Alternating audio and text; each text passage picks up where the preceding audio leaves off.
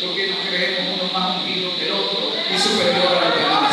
Aquí no hay grande, aquí el único grande se llama nuestro Señor y Salvador Jesucristo. Diga conmigo, visitación de Dios. Visitación de Dios. La visitación del Señor trae orden, trae salvación. Pero hay gente que no entiende que cuando Dios visita, quiere traer salvación frente a la situación inmoral de rebeldía y de desorden que pueda vivir el ser humano. La Biblia dice que en el huerto del Edén, después de la caída del hombre, en el capítulo 3 de Génesis, el Señor visitó el huerto. La Biblia dice que el Señor se paseaba por el huerto a la luz del día y recibe una visitación a Adán. Y el Señor le dice: Adán, Adán, ¿dónde estás? ¿Qué está haciendo Dios en el huerto? Quiere visitar a Adán, pero Adán se está escondiendo. Adán tiene una condición que usted misma, porque había pecado y había fallado. Y Adán le responde: escuché tu voz y tuve miedo. ¿Por qué? Porque estaba desnudo. ¿Quién te enseñó que estaba desnudo? El Señor sabe claramente que el hombre es pecado. Y la visitación del Señor es para restaurarlo. Pero Adán no tiene nada por entendido que esa visitación le podía cambiar la historia de su vida. Porque Dios es amor, pero también el fuego consumidor. Pero Él no apareció para condenarlo, sino para restaurarlo. Porque Dios estaba consciente que Él había fallado, pero esa visitación era para restaurarlo. Sin embargo, este hombre se escondió en esa visitación. Típico es que a veces Dios nos visita, pero no queremos tener un tipo de comunión con Él. ¿Cuántas veces no te ha visitado el Señor por la madrugada? Que tu sueño se ha terminado 3, 4 de la mañana y tú volteas en la cama a luchar con la almohada para conciliar tu sueño. Pero no lo queremos hacer en levantar porque Dios te está visitando. Sin embargo, no lo queremos aprender. Como la Biblia dice allá en el libro de Cantar de los Cantares, en el capítulo 5, verso 2. ¿Verdad? Cuando la Biblia dice en aquella alegoría de la relación entre Cristo y la iglesia: yo dormía, pero mi corazón velaba. Oí la voz de mi amado que decía: hermana mía, amiga mía, paloma mía, perfecta mía, ábreme la puerta a causa del rocío que moja mi cabeza. Y la iglesia le respondió: ¿cómo me he de levantar si he quitado mi ropa? Estaba desnuda. ¿Cómo me he de levantar si he lavado mis pies? Estaba descalza. No quiso abrir a su amado. El Señor siempre suele visitarlo para restaurar, porque la iglesia en esa condición de Cantar de los Cantares, en el capítulo 5, revela su condición, ¿verdad?, espiritual. Estaba desnuda y estaba descalza, pero el Señor la quería visitar para restaurarla. Y ese Adán no quiso la restauración. Luego dice que cada Dios, cuando le dice: ¿quién te enseñó? Y como no responde, lo confronta y le dice: ¿acaso comiste del árbol que te dije que no comiera? En vez de decir: Señor, perdóname, reconozco, fallé, ¿verdad? Reconozco mi falta. Como dice la Biblia, el que confiesa su pecado y se aparta alcanza misericordia, mas el que lo encubre no prosperará. Adán no entiende que la visitación que Dios es en su vida es para restaurarlo. Pero el rebelde le contesta, le dice: la mujer que tú me diste, esa es la que me dio de comer. En otras palabras, el problema no es de la creación, sino del Creador. Porque quien me dio esa mujer no fuiste tú, quien creó esa mujer no fuiste tú. Entonces el problema no es de la creación, sino del Creador. Y el hombre en su rebeldía no reconoció su falta. Y eso, al ver que en una visitación de Dios el hombre no reconoce, Dios tiene que sacar su otra faceta de ser juez y juzgar. Porque Él puede amar al pecador, pero aborrecer el pecado. Y si alguien no activa la misericordia de Dios por medio del arrepentimiento, tiene que juzgar.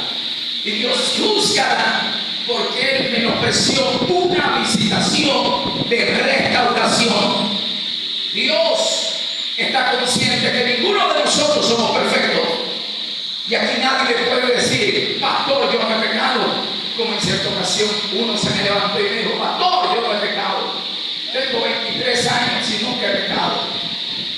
¿Qué estás haciendo aquí? Vete al cielo antes que te contamine. La Biblia dice: si alguno dice que no ha pecado, está siendo mentiroso a Dios. Amén. Y yo le digo: ¿por qué dice que no ha pecado? Porque ya llevo 23 años que no tomo ni me drogo. Tú entonces tienes que irte a Alcohólicos Anónimos y Narcóticos Anónimos, porque tú eres un drogadicto en recuperación. Pero pecar, podemos pecar. Todo tipo de pecado: el pecado voluntario, el pecado involuntario.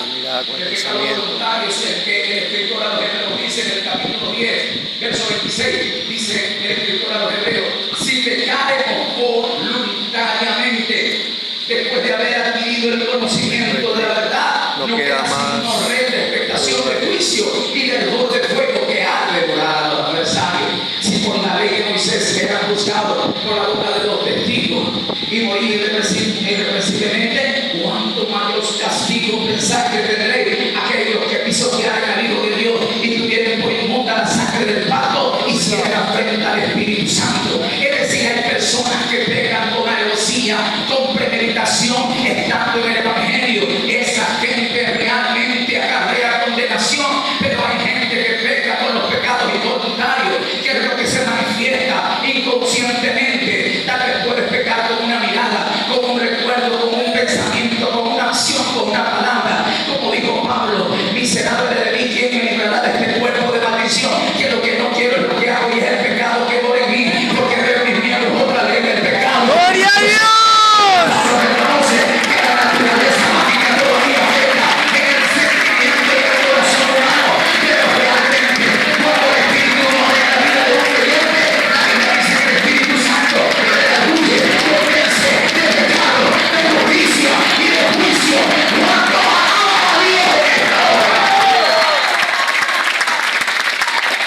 ¡Gloria a Dios!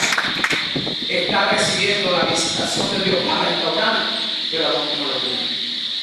Y es que Dios también nos puede visitar frente a la condición que se pueda dar. Yo no vengo aquí a venir como juez para juzgarlo, o como para fiscal investigarlo. Jesús dijo: el que libre de pecado Tire la primera piedra. Pero si vamos a recibir una visitación de Dios, deje el hombre impío su camino y el hombre inicuo su pensamiento, y vuelva hacia Dios. Pero Adán no lo quiso. Luego la Biblia dice que él concibió dos hijos, uno en Caín y el otro Abel. Caín, el labrador de la tierra, y Abel, pastor de ovejas. Después de un tiempo dice que se fueron y presentaron a Dios. Abel presentó los primogénitos de su oveja, los más de lo mejor que Caín, una ofrenda del fruto de la tierra. La Biblia dice que Dios vio con agrado a Abel y a su ofrenda. Interesante, que Dios no ve la ofrenda sino al portador de la ofrenda. Dice que Dios vio con agrado a Abel y luego a su ofrenda. Es que Dios no lo va a impresionar con la cantidad que tú des, porque la ofrenda no nace del bolsillo, nace del corazón. Amén. Por eso Pablo dice: cada uno dé conforme Su corazón. propuso en su corazón. La verdadera ofrenda nace del corazón. Y allá no hay cero ni cantidad de sal. La Biblia dice que Dios desciende y hace una visitación. Y lo interesante es que no habla con Abel, que agradó, sino con Caín. Por eso es otro tema, el poder de la premisa. Pero la Biblia dice que Dios habló a Caín y le dijo: ¿por qué has caído tu semblante y por qué te has enseñado contra tu hermano? Si no hicieras lo correcto, no serás exaltado. En otras palabras, en la próxima ocasión, y hazlo de la manera que hizo tu hermano, yo te voy a honrar. Pero si tú sales de este lugar tal como está, el pecado está a la puerta y él se va a enseñorear de ti. La Biblia dice que ser llamado Caín recibió una visitación de Dios. Dios le habló, le advirtió y le dio una promesa. Sin embargo, la Biblia dice que Caín salió, y usted conoce la historia, asesinó a su hermano. Y luego que lo asesina, Dios nuevamente visita a Caín. ¿Por qué? Porque Dios en esa visitación lo quería restaurar. Y es que así es Dios, que aunque usted sea infiel, Él siempre permanece fiel. Amén. Porque mientras haya vida, Hay esperanza. hay esperanza. Señor. Pero Caín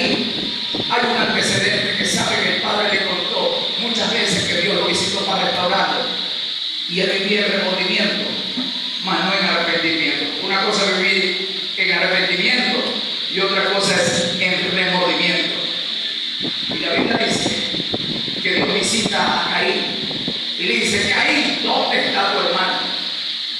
Esa pregunta es confrontativa porque él sabe, Dios está consciente que Caín ha matado a su hermano. Lo que quiere escuchar de Caín: perdóname, Señor, te lo advertí, no soy digno de vivir, ten misericordia de mí. Pero al escuchar esa respuesta de Caín en esa visitación para restaurarlo, en la cual Caín le responde y le dice: ¿acaso yo soy guarda de mi hermano?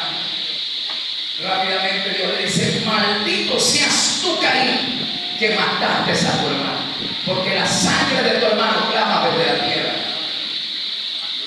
Dios quería visitarlo para restaurar, pero este hombre desechó la restauración de Dios.